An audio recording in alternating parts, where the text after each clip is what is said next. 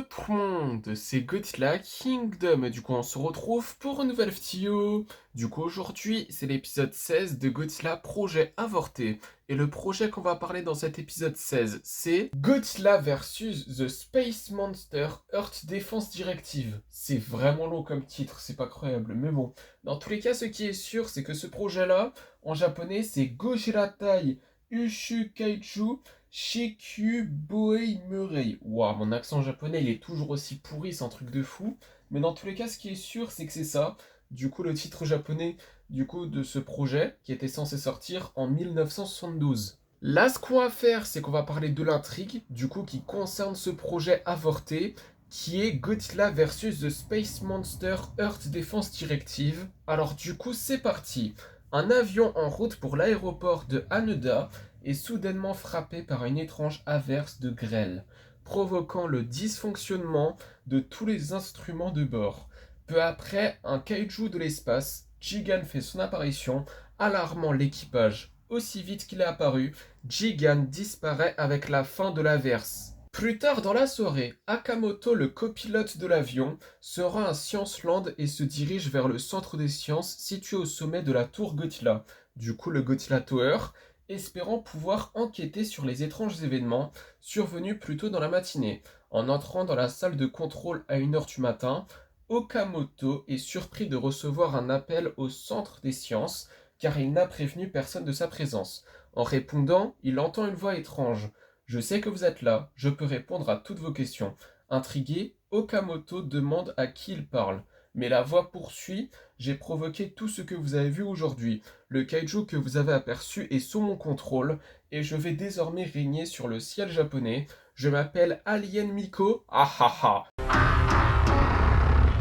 Akamoto, abasourdi par la menace, reste figé incrédule. Vous n'y croyez pas? Vous allez voir, déclare la voix avant de s'interrompre brutalement. Quelques jours plus tard, un étrange objet est repéré au-dessus de l'océan grâce au radar. Les forces d'autodéfense japonaises réagissent et déploient une escadrille de F-86F Sabre pour enquêter. L'escadrille localise l'objet qui se révèle être le kaiju Jigan. Les avions de chasse attaquent la créature, mais leur action est interrompue par l'arrivée d'un second kaiju qui est Mégalon, qui a anéanti rapidement plusieurs appareils. Les avions survivants battent en retraite et parviennent à se poser sur une île voisine, tandis que les pilotes regagnent les terres. Mégalon suit les avions en fuite puis survole l'île à la recherche des survivants. Sa traque est cependant contrariée par l'arrivée d'Anguirus, qui attaque sur la plage. Anguirus prend rapidement le dessus sur son adversaire jusqu'à l'arrivée de Jigan. Les deux kaijus de l'espace attaquent alors le kaiju terrestre. Après un bref combat entre les trois kaijus, Godzilla arrive pour rétablir l'équilibre des forces et les deux kaijus de l'espace interrompent leur attaque et battent en retraite. Après le débarquement des deux kaijus de l'espace, le commandant d'escadron des F-86F Sabre reçoit un message sur son communicateur. Tu es le seul survivant, je m'appelle Alien Miko. Si tu as du mal à le croire, regarde au-dessus de toi. Le pilote contemple avec incrédulité l'immense silhouette de King Ghidorah qui plane au-dessus de lui. La voix poursuit: King Ghidorah est mon cheval. Tu vois maintenant qui règne sur le ciel japonais. Ha ha ha. Le trafic aérien mondial est paralysé par le règne de trois kaijus spatiaux. Les sbires de Miko sont de nouveau mis à contribution lorsque les trois créatures détruisent les satellites terrestres en orbite. Miko lance alors un ultimatum au monde, lui céder le contrôle de la Terre, où il coupera l'essence, l'eau et l'électricité à Tokyo. Première étape de sa stratégie pour soumettre la population, Miko ajoute que si la Terre ne capitule pas rapidement, il déchaînera les trois kaijus sur Tokyo. Dans la salle du centre scientifique de la tour Godzilla, le Godzilla Tower, des techniciens surveillent un panneau d'écran radar. Soudain, trois kaijus de l'espace apparaissent à l'écran. Fonçant droit sur Scienceland, les envahisseurs arrivent à la tour Godzilla, le Godzilla Tower. Pendant l'immense structure pour le véritable Godzilla, le trio évalue la tour, se prépare à l'attaque lorsqu'un rugissement ralentit soudain derrière eux. Le vrai Godzilla est arrivé pour affronter les kaijus de l'espace. Jigan atterrit et se prépare à attaquer Godzilla, mais mystérieusement, la créature fait demi-tour et les trois kaijus de l'espace battent en retraite. Plus tard, King Ghidorah, Jigan et Megalon apparaissent à Tokyo et Miko proclame que ses sbires s'empareront d'abord de la ville avant de s'attaquer à New York et Moscou pour finalement dominer la planète entière.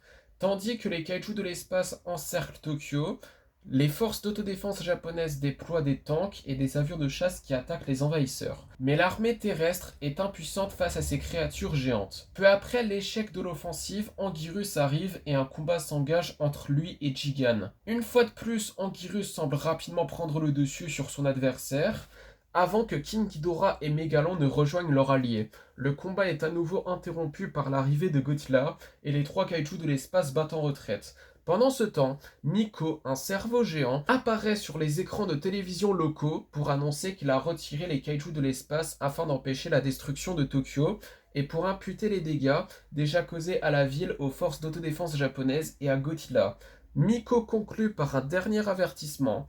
Humains, obéissez à Miko et vous vivrez, sinon vous mourrez. Pensant que ses futurs sujets seront repoussés par son apparence physique, Miko décide d'adopter une forme moins grotesque, quoique toujours intimidante. Il choisit de fusionner avec la statue de Mingin-Tuol, une ancienne idole des Andes conservée à Scienceland. Cette statue fut découverte dans le palais des dieux des Andes et selon la légende, lorsque les montagnes furent détruites et le palais profané, les yeux de Mingin-Tuol s'illuminèrent d'un rouge sang. On raconte alors que Mingin-Tuol s'anima et lança sa grande épée pour terrasser ses ennemis avant qu'elle ne retourne comme par magie dans sa main. Indifférent à la légende, Miko ordonne aux trois kaijus de l'espace d'attaquer Scienceland. Les trois envahisseurs se retrouvent une fois de plus face à Godzilla et Anguirus. Une guerre éclate entre les cinq kaijus, mais Miko ordonne à Jigan de couper la statue de Mingin-Tuol. Une guerre éclate entre les cinq kaijus, mais Miko ordonne à Jigan de couper la statue de Mingin-Tuol en deux à l'aide de sa scie circulaire située sur son torse, afin qu'il puisse y insérer son appareil de survie. Jigan se détache des autres pour s'approcher de la statue et accomplir sa tâche. Il active la lame et tranche la statue faisant jaillir un filet de sang. Pendant ce temps, le combat entre les quatre kaijus bascule. King Ghidorah a pris l'avantage sur Godzilla et Anguirus, mais cette victoire est de courte durée, car les yeux de Mingin-Tuol se mettent à rougeoyer et la statue se transforme en un dieu gigantesque. Mingin-Tuol abat son épée sur Jigan, le blessant mortellement.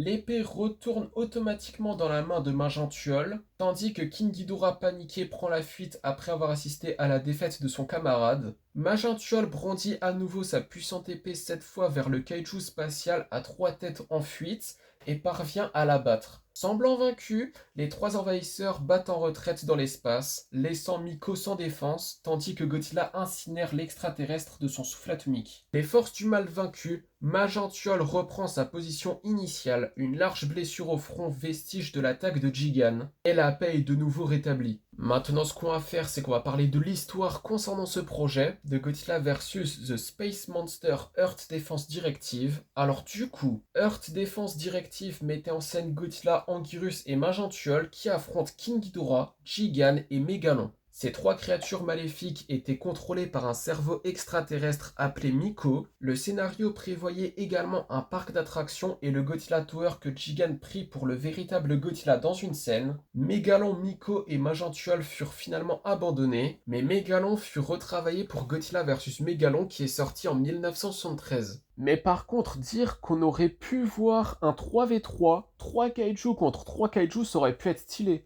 Du coup, c'est la fin de cette vidéo et la fin de ce 16e épisode de Godzilla Projet Avorté. Du coup, j'espère que la vidéo vous aura plu. Si c'est le cas, n'hésitez pas à liker et à vous abonner. Si vous avez des questions, n'hésitez pas à me les laisser dans les commentaires. Et sur ce, je vous dis à plus!